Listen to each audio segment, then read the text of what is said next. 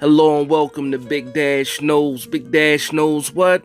New York Giants football. Let's go now. Today's video is a let's talk. Whenever I do these type of videos, it's about just rapping with other New York Giants fans, other NFL fans, other sports fans about a certain topic. And this topic is going to be, how far are the New York Giants really? And that's a great question. I actually stole this idea from a Spaces about a week ago. One of the titles of the Spaces was, how far are the New York Giants away? And a couple things happened since that Spaces. The T. Higgins stuff, the Brandon Ayuk stuff, just a lot of rumors, contract talks with Saquon Barkley, who's getting a tag, what type of tag, transition, will we franchise tag Daniel Jones? It's a lot of discussion. So to me, I think it's the perfect time to talk about and really get down to the facts, emotions, faith of where the New York Giants are. And when you look at it, people are all over the map in their assessments of this season. And again, we're 2 weeks out from losing, and I'm just thinking about, okay, so now it's back to reality. We're looking and analyzing this team, and we're seeing where the holes are, how many holes, what needs to be addressed, how do you prioritize some of these positions? Do you do it in free agency? Do you do it in the draft? And it's like I said, there's a lot of holes and a lot of things that people want to see happen. Expectations in the draft, expectations through free agency, but what does that all mean? So let's just start off with the offense. Actually, you know what? Let's start off with the defense. Obviously, new defensive coordinator, Wink Martindale. Started the season on a high, ended up being middle of the road as far as the defense goes towards the end of the season. Could never really stop the run. Was good in the red zone. High percentage of blitzing downs. So again, and then where are the weak spots? So let's first talk about the people that did a good job. Now, when I'm first thinking about this Giants defense, I'm thinking about the standouts, and one of the standouts is going to be Dexter Lawrence. Dexter Lawrence had a all-pro season. And it's crazy because at the beginning of the season, a lot of guys were willing to move on from him because we didn't quite see a first-round, 17 overall type of pick, production with Dexter Lawrence. And all it took was Wink Martindale moving him to nose tackle for Dexter Lawrence to shine. And now Dexter Lawrence is looking like one of the better defensive tackles in the league. So you go from being somebody that you pretty much don't want to waste money on re-signing to getting the fifth-year option, having an all-pro season, and now talking about giving this man market money. So that's a success in many aspects. Now, just moving down the line, Leonard Williams. What kind of season did Leonard Williams have? It was up and down.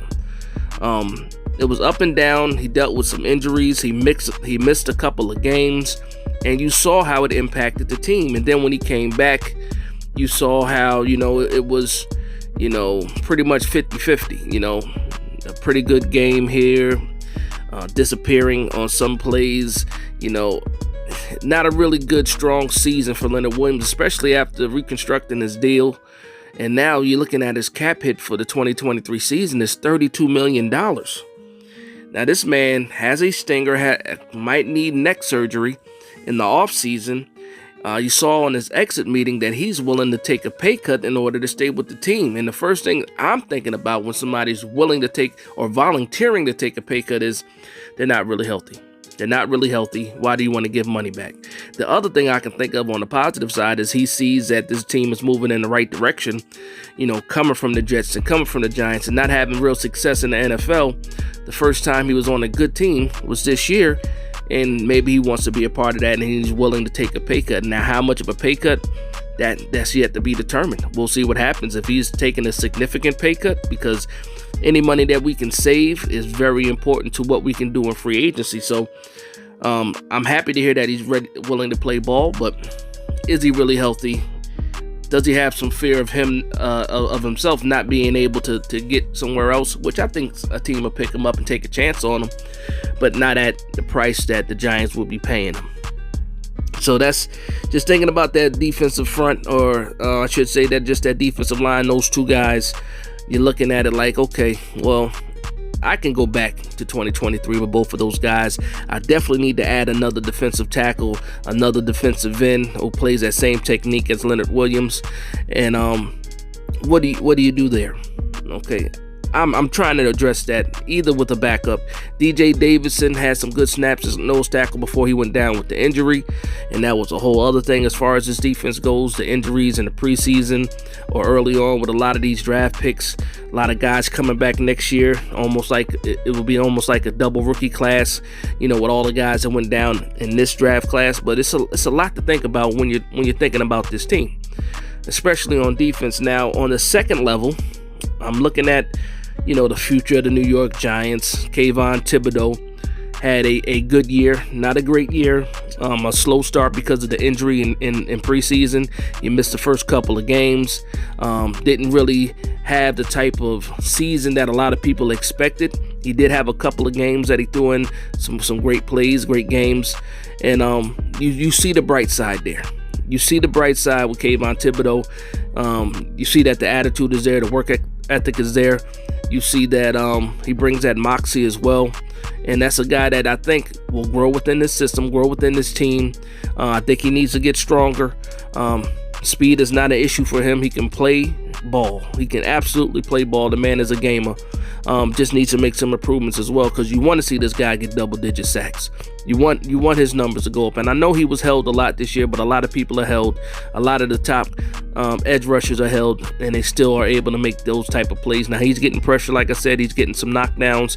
He's able to do his thing, but you want to see more from a guy like Kayvon Thibodeau, especially with the kind of reputation, he had coming out. On the other side, Azeez Ojulari. Wasted season in my opinion. Wasted season with all those injuries. He got healthy, he splashed, he was able to get a 4-game run going on, and he had like 4 sacks in like 5 games. So the potential is there, but can he stay healthy? And how do you address that? Do you look for another edge rusher in this draft? Do you take one early? Do you take one late? That's a good question, because to me, even though it's only season 2, you need some more guys on the edge out there that can bring you some quality snaps just in case Ojulari goes down again. Now, Jihad Ward was a guy that we picked up on a 1-year contract. He's up to be a free agent. I remember Wink Martindale saying that, wherever I go, Jihad Ward goes. And right now, I expect Wink Martindale to be back. And with that, I expect possibly for Jihad Ward to come back, but will his role become the same, especially if you have a better option? I love the passion that Jihad Ward brings. I love the energy. The man can make plays. He can set an edge. I don't like him as far as pass coverage. He's still on the slow side a little bit, but what do you do? A guy like Timon Fox, undrafted free agent that was able to make the 53, got some quality snaps for a guy that was undrafted. But can he make the next step? O'Shane Ximines, most likely he's going to be walking in free agency this year. So it's a lot of people on that second level that you're looking at ways to improve. Now, a point of emphasis is going to be the interior linebacker spot. Interior linebacker spot was inconsistent, or you can say consistently bad this season. We did not get the type of quality play from our interior linebackers, and there was a couple things that goes into that. At the beginning of the year, you expected your starters to be Blake Martinez and Tay Crowder. Blake Martinez ends up getting waived by request. Tay Crowder and Austin Calitro start the season as the interior linebackers. Then you pick up Jalen Smith off of his couch. Darian Beavers, the draft pick who was penciled in to possibly be a starter, ends up getting hurt before the season even starts. And it was just fail after fail with the interior linebacker spot. Jalen Smith, when he did come in that first week, he had a pretty good game. The guy was running all over the place. He was, kind of making plays, making some good decisions. But you saw, throughout the year why he was available, and no other team was interested in Jalen Smith. Like I said, he can be a quality depth guy, but to have Jalen Smith as your starter is not where you want to be. It's not where you want to be.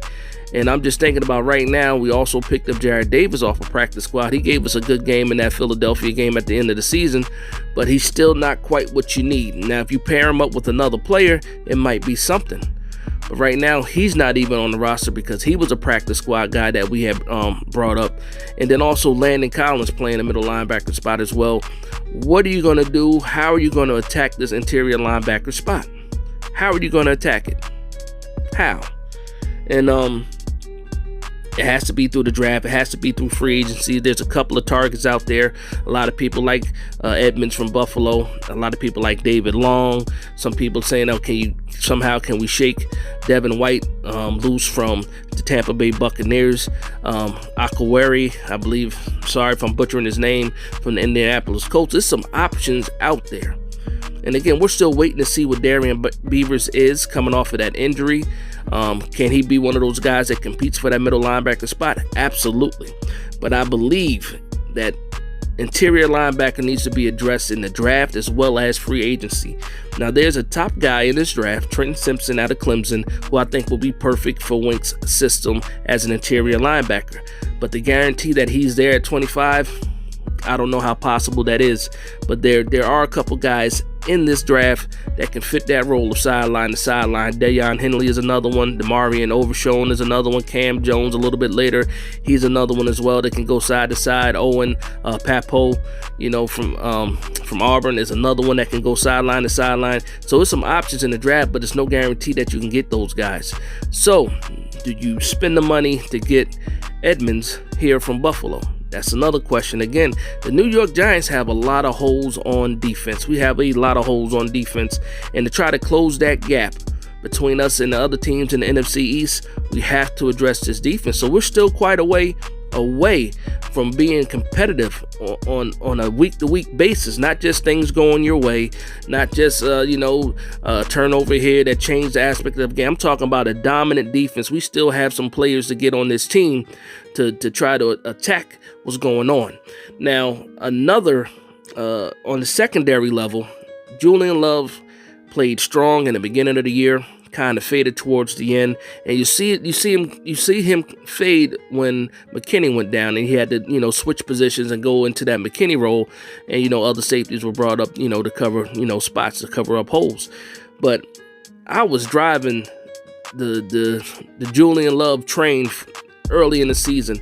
I felt like outside of Dexter Lawrence, he was our best defender. In some cases, in those early games, he was making more plays than Dexter Lawrence. Interceptions, leading the team in tackles, breaking up passes in the end zone, intercepting Lamar Jackson to ice the game. Julian Love was making a lot of plays, and then the bye week goes, McKinney gets hurt, and all of a sudden you see that play, the secondary, go down. Now, another person in secondary is Adoree Jackson. What happened to Adoree Jackson is a shame. Probably the only time that I looked at Brian Daboll like, what are you doing? He should not be returning punts. This is your starting cornerback, and you have him back there returning punts. And the first game he does it, he gets hurt. And we miss him for like 4 or 5 games. We're missing Adoree Jackson. What could the Giants be if McKinney stayed healthy all year long? If Adoree Jackson was healthy all year long? If Azeez Ojulari, if he was healthy, what could this defense could have been a lot better. But you see that a lot of pieces have to be addressed, like I said, through free agencies and through the draft. So I still think that these Giants are a middle linebacker away, another cornerback away, possibly a safety, and then this rotation on the defensive line has to get better. And you have to be more consistent with Kayvon Thibodeau. We need a better year from him next year. But I think if you address those holes, another year under the Wink Martindale system, a lot of these key players are still here, and we'll be able to help all the newcomers out. I like where the defense is. fill these holes, and I like where the defense is. I think the defense is a lot closer than the offense is right now. And then let's go ahead and jump to that. So, and before you do that, please like, comment, and subscribe. If you enjoy Giants football like I enjoy Giants football, if you've been a fan like I've been a fan, hit that subscribe button. I'll be here all off season long giving you guys that Giants content, my point of view, things like that, mock drafts. So hit that subscribe button. Now, going into the offensive side, the main thing that people are asking for is a wide receiver. Daniel Jones needs more weapons. And I believe that Daniel Jones absolutely needs more weapons. But here's the thing, though. Will Daniel Jones be the quarterback of the New York Giants? You heard Joe Shane say that he wants Daniel Jones back, and even saying at some point that he's happy to have him back. So is there a deal already done, or is it just lip service? We'll see what happens in a few weeks, because we'll find that out in a few weeks. Next thing is going to be Saquon Barkley. So depending on what happens with Daniel Jones, if we're able to get him signed to a contract, I believe that Saquon Barkley ends up getting a tag. He had $12.5 million. That's the rumor offered to him at the buy. He turned it down. He wanted more money, more like a McCaffrey deal. I think that the 12.5 was a fair deal for Saquon Barkley. But again, this man is immensely talented. Whatever a team pays him is exactly what he's worth. So if he can get $16 million from somebody else, more power to him. But I think for the Giants, I think that 12.5 was probably one of the better options for him. But now the way that it looks is that he might be playing on the tag, and the tag is only $10 million.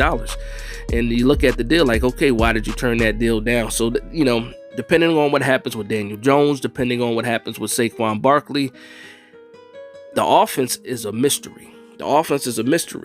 Now, we have what a lot of people consider to be bookend tackles. Andrew Thomas, for sure. Evan Neal needs to improve. Showed some improvement throughout the season, but not quite where you want him to be, especially when you drafted him 7th overall. And I'm not afraid of that. I think he will improve, but I'm not afraid, because ultimately, if the man does not pan out at tackle, and I think they give him one more year at tackle before they have to kick him inside, and if he succeeds, he stays at tackle. But at worst, you can kick that man inside and let him play guard, and I think he'll be a fantastic guard for the future for the New York Giants. What side do you play him on? That's the next question. Now, speaking of guards, Giants have a bunch of guards on the team. A lot of guys will be coming back from injury. Joshua Zudu will be coming back from injury. Marcus McKeithen will be coming back from injury. So you're looking at these guys like, okay, maybe you don't have to address the guard spot early in the draft, but there's one spot you will need to address pretty early, and that's going to be the center position. Now, you could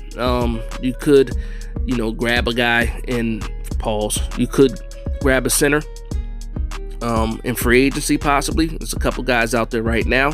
Or do you address that position in the draft? So there's a couple of ways that the Giants can handle that situation, but you definitely have to get a better center option in here, especially if you want the quarterback to succeed, and that's going to be for Daniel Jones or any quarterback they might bring in here. I do believe that they bring Daniel Jones back at the Giants number for sure. But you have to approach it a certain way. If you want a lot of these plays, or if you want your quarterback to be successful, you have to solidify that offensive line. You just can't throw weapons out on the edges, and but not be able to provide the time that it takes to get those passes thrown to those receivers. But yeah, I'm just thinking about this offense, and there's a lot of holes on this offense, a lot of uncertainty, a lot of question marks, for this offense. And it's like I said, it starts with the quarterback position. Does Daniel Jones come back for the New York Giants? Does he want to come back for the New York Giants? That's another question. There might be another team that's willing to offer him more money than the Giants are. And what does he do then? But let's just say that, the New York Giants are able to keep Daniel Jones, able to tag Saquon Barkley. So what's the next move? I think a lot of moves for offense outside of the offensive line are going to happen in the draft. Now, there's a couple of needs that I'll point out. Of course, everybody knows you need a wide receiver. I do believe that we need to add another tight end in the mix. And again, I do think we need to add another running back to the running back room. So what do you do with that? The wide receiver spot can be addressed in free agency. Not a lot of guys in that free agency market that you want to just grab, or any superstars that you want to grab. But again, one of the rumors out there is trying to trade for T. Higgins. And again, not saying that I'm against T. Higgins because of his talent. No, absolutely. If we were T. Higgins away from competing, for a championship, then by all means, go ahead and get T. Higgins. I think we're a little bit further than that. So it just depends on when you want to spend this money and availability. If T. Higgins is available for trade at a good price, but you have to, if you do acquire T. Higgins, you have to turn around and pay this man max money. He's going to demand a lot of money that's in probably the low 20s per. And with a new contract for Daniel Jones, possibly a new contract for Saquon Barkley, how do you fit in T. Higgins? Now, there's ways to manipulate the cap, spread some bonuses around. We have way more cap money in 2024 than we do in 2023. So that's just another thing to think about. But I'm addressing that wide receiver position in the draft. If you ask me, there's a couple free agencies. I did a video before, some realistic free agent targets at wide receiver. If you're not looking for that bona fide number one target, I like Paris Campbell from the Indianapolis Colts. I like DJ Chark. I like those guys. Paris Campbell costs you nothing really, and you can get a quality number 2 or number 3 receiver with Paris Campbell. If you're looking at the roster right now, you have Wan'Dale Robinson hurt, Sterling Shepard hurt, Colin Johnson hurt, and Isaiah Hodgins. Isaiah Hodgins is really the only healthy receiver that has a contract with the New York Giants. So even if you get a guy like T. Higgins, you still have to build the rest of that wide receiver room. And how do you do that? I believe we do that through the draft. Now, depends on who falls at 25. You could get a guy like Jordan Addison or Zay Flowers, a guy like Jalen Hyatt, Tillman also from Tennessee, Dontavian Wicks, Jonathan Mingo. There's a lot of receivers. Tank Dell is another one. There's a lot of receivers in this draft, and you can get these guys in the first, second, and third round. And the New York Giants have obviously 1 pick in the first, 1 pick in the second, 2 in the third, and then you also have 2 in the 5th. So I think there's a chance for us to get these wide receivers. Again, if you're not looking for that dominant number 1 right away, you can build this wide receiver room through the draft. And like I said, this wide receiver class is very, very deep. Again, the center spot, there's a center from Minnesota, Schmitz, very good. Tippmann's another center, very good, But then if you get into the third round, you have guys like Oluwatimi, you have Forsythe from Oregon, you got Van Pran from Georgia. There's centers sprinkled all through this draft, quality guys that can probably come in here and are probably better than the centers that we have right now, and can come in right away. But again, these positions, there's a lot of positions and holes on both sides of the ball that when people just think, the Giants are ready to compete right now. We had great coaching this year. They were able to do a lot with a little. And I don't want my coaching staff to have to keep on doing that. We really need to be realistic about the roster, realistic about the guys that we have, and be realistic about where we fit into the division.